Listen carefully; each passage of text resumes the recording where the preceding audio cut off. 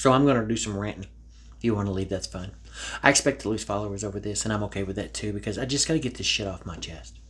You see, all I've ever wanted to be is a comedian. All I've wanted to do is make people laugh. I think it's the greatest gift on the planet.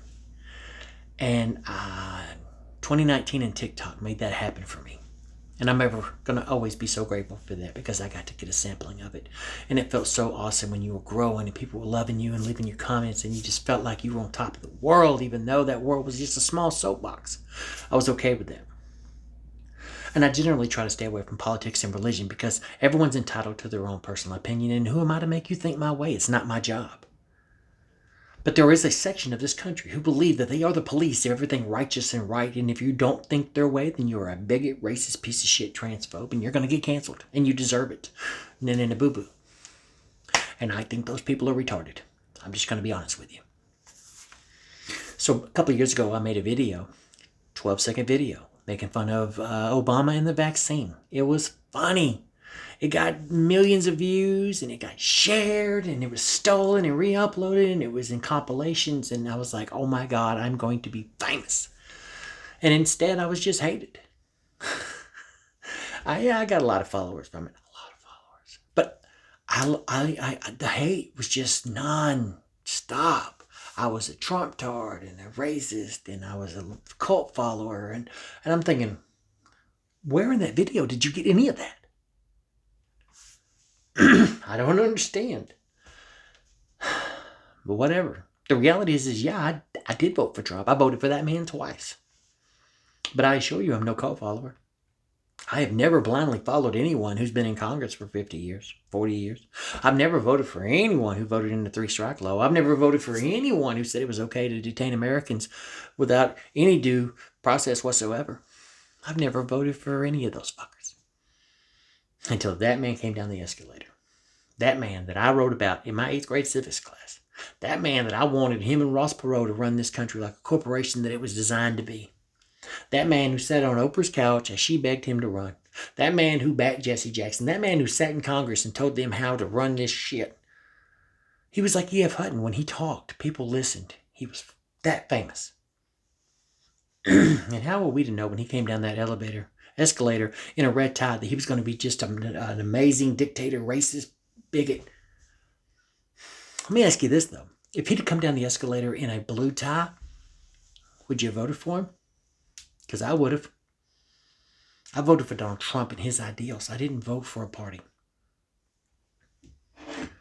If Joe Biden come down the escalator tomorrow in a red tie, would you vote for him? Because I wouldn't. I don't like the man or his ideals. I'm going to vote for him again, and I'm not sorry. When he came down that escalator, y'all went and set cities on fire. Y'all acted like stupid idiots. You became fascists in the name of being against it. And that was dumb. And you should have all got your asses shut off. I'm just being honest. But let's be very clear. January 6th was not an insurrection. Because I assure you, if a couple of 100,000 patriots, armed, peacefully walked into the Capitol building and didn't want to leave, a handful of DC cops would not be able to persuade them otherwise. When it starts, you'll know. Just saying. But it's cool to hate this country now, right? It's so cool to just say, oh, I hate America. It's the worst place on the planet. Go visit some of those other planets. But those other countries. See how transferable your rights are over there. Because they're not. Especially the one where you get to open your mouth and say whatever you want.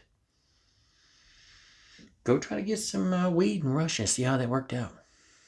Go take a picture of that flag in North Korea. See how that works out. You're in the best country here. And that's why there's 100,000 illegals trying to come across the border every month from all corners of the earth.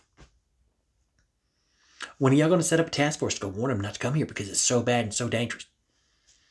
And there's nothing here for them. See, I'm a firm believer that there's enough space in the United States for every single human on the planet. And I say come on in. But I understand why we have to stem the flow. Because we have to be able to exponentially grow our infrastructure around the influx of people. Because if you don't, civilizations crumble. That's a reality. Our immigration laws are barbaric. because our infrastructure can grow so fast now. We have the ability to grow quickly, to produce quickly. So yes, we need to revisit the immigration laws, but we need to stem that border. I'm sorry. It needs a stem. And FYI, for the people coming across the border, leave your shithole flag at home. When you come here and you hang it in your window or on the back of your car and you get it tattooed on you, if you're so proud of that country, please go back. Please. But you won't, because it was a shithole. See, when you come here, you're supposed to leave that shithole flag at the border. And you're supposed to run down to Walmart and grab a proudly made in China American flag like the rest of us and hang it up. You will get a lot less sideways glances when you do that. Because we want you here in this melting pot of one place, one people, one culture. That's how we became what we are, or what we were.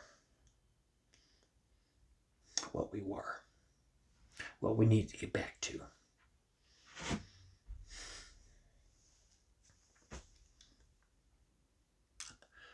I just hope it's not too late.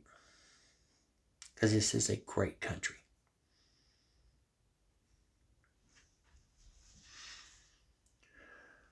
All right, Tim.